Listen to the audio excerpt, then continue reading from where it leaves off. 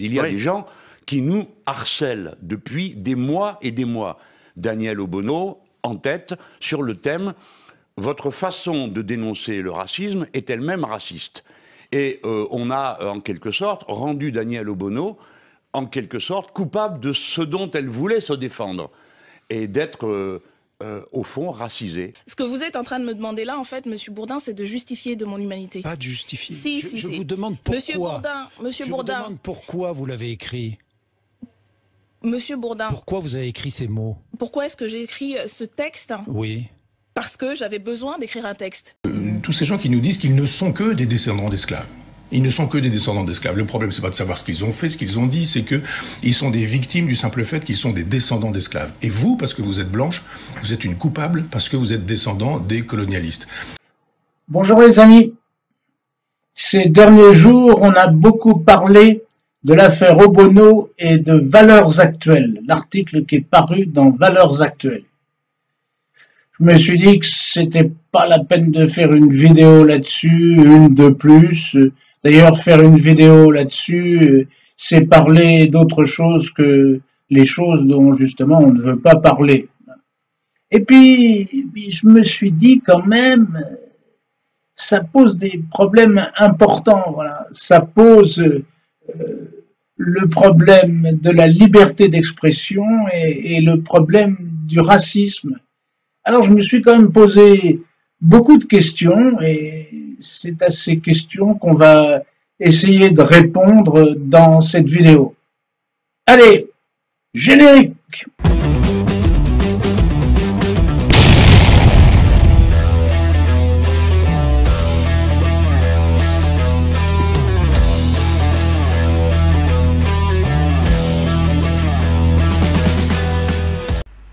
Tout d'abord, rappelons le contexte.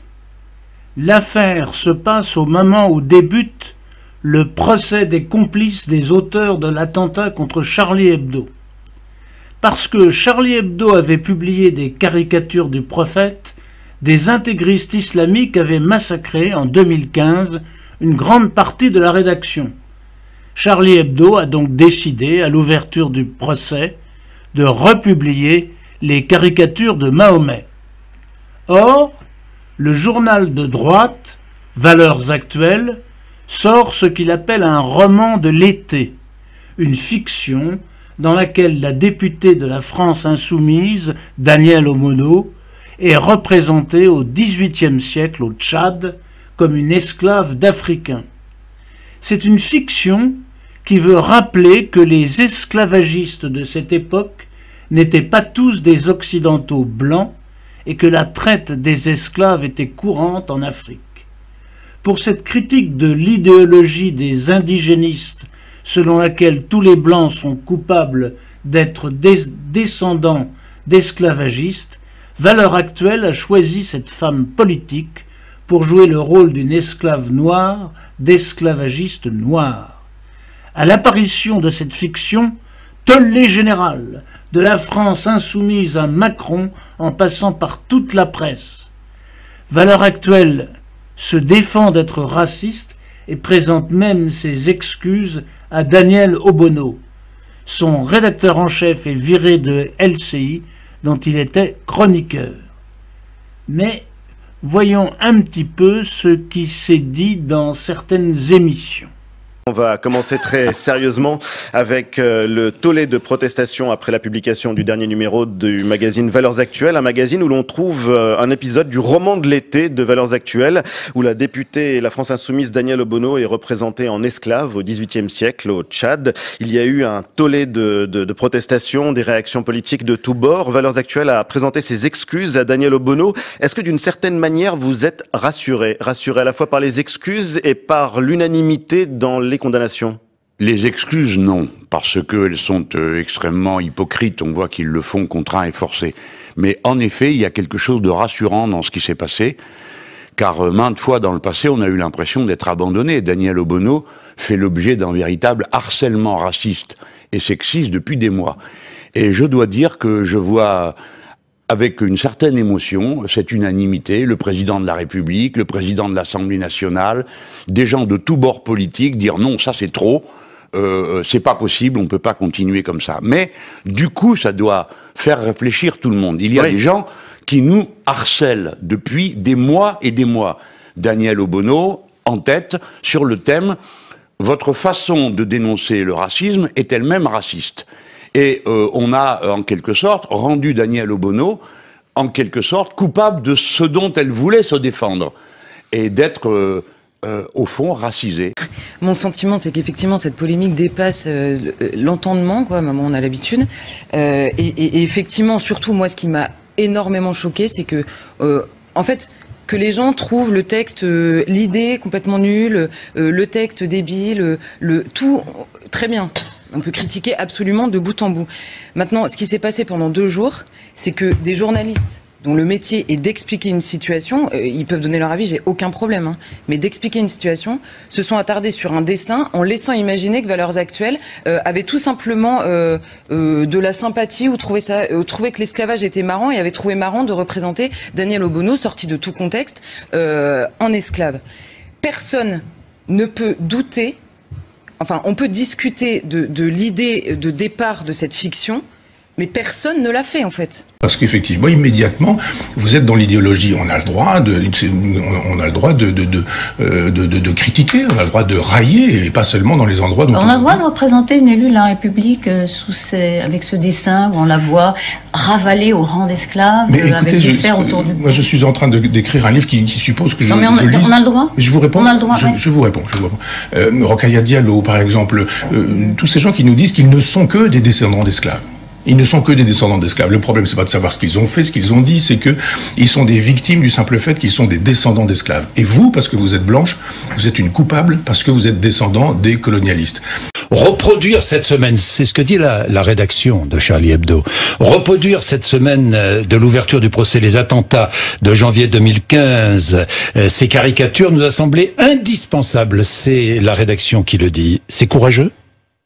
Écoutez, ils en ont bien le droit. Non, mais c'est pas la question que je vous pose. Est-ce courageux? Écoutez, ils ont fait un choix, c'est un choix éditorial. Daniel Obono, vous n'avez pas pleuré Charlie, pourquoi? Monsieur Bourdin. Oui. Je parlais de ce moment important, et je crois qu'il ne faut pas le rabaisser en essayant de créer des mauvaises polémiques. Je dis ça parce qu'en fait, ce à quoi monsieur, pas moi qui écrit, non, monsieur, j'ai écrit un long texte, mais je vais vous le dire, je vais vous expliquer. Je l'ai lu. Vous avez lu en longueur, donc je pense que vous avez essayé de comprendre ce que j'essayais de dire. Ce que vous êtes en train de me demander là, en fait, monsieur Bourdin, c'est de justifier de mon humanité. Pas de justifier. Je vous demande pourquoi. Monsieur Bourdin. Je vous demande pourquoi vous l'avez écrit. Monsieur Bourdin. Pourquoi vous avez écrit ces mots? Pourquoi est-ce que j'ai écrit ce texte? Oui. Parce que j'avais besoin d'écrire un texte. On ne sait pas pourquoi Mélenchon met dans le même sac Charlie Hebdo, Marianne et Valeurs Actuelles. En fait, si, on sait pourquoi. Daniel Obono n'appréciait pas vraiment les caricatures de Mahomet par Charlie Hebdo. Caricatures racistes, selon elle, puisque critique de l'islam. Et Marianne fait partie des journaux scandalisés par la fiction de Valeurs Actuelles.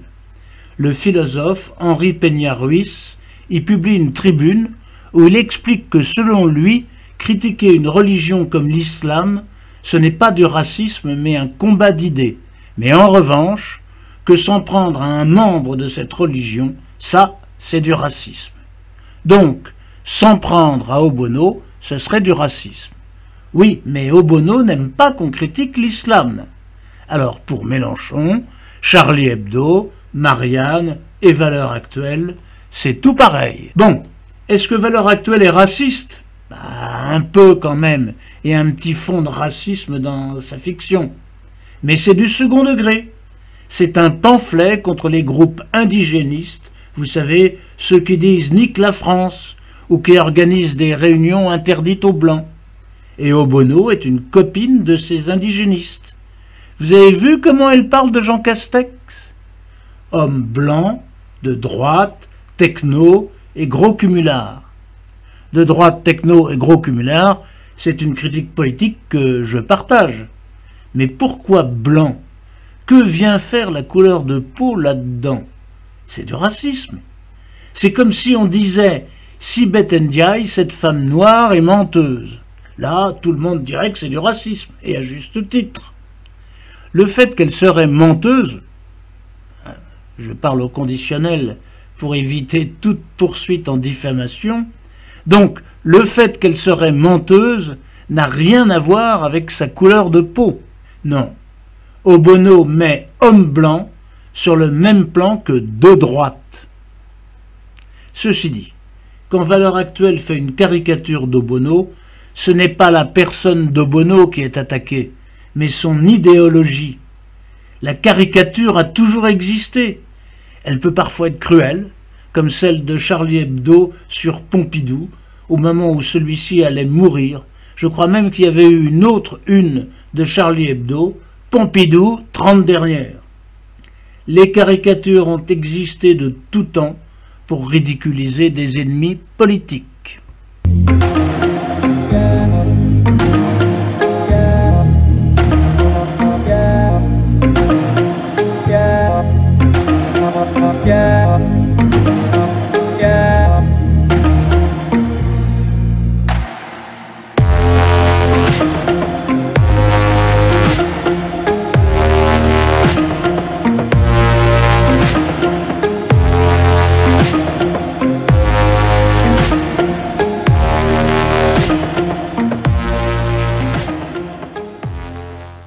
Bon, finalement, je ne crois pas que la caricature d'Obono dans Valeurs Actuelles soit profondément raciste, même si elle est un peu raciste en toile de fond. Parce qu'en fait, c'est pas Obono en tant que personne qui est caricaturée, mais les idées qu'elle représente, notamment les idées racistes indigénistes. On peut être d'accord ou pas être d'accord, mais la caricature est un droit inaliénable qui relève de la liberté d'expression. Alors, pour conclure, vous mettez un petit pouce bleu. Vous êtes peut-être d'accord avec ce qui a été dit. Vous n'êtes peut-être pas d'accord, mais vous avez écouté les arguments. Dans les deux éventualités, j'espère que cette vidéo vous a plu. Si c'est le cas, soyez gentils, mettez un petit pouce bleu. Si vous n'êtes pas encore abonné à C'est dans l'air, vous pouvez le faire maintenant. C'est gratuit, et ça nous encourage.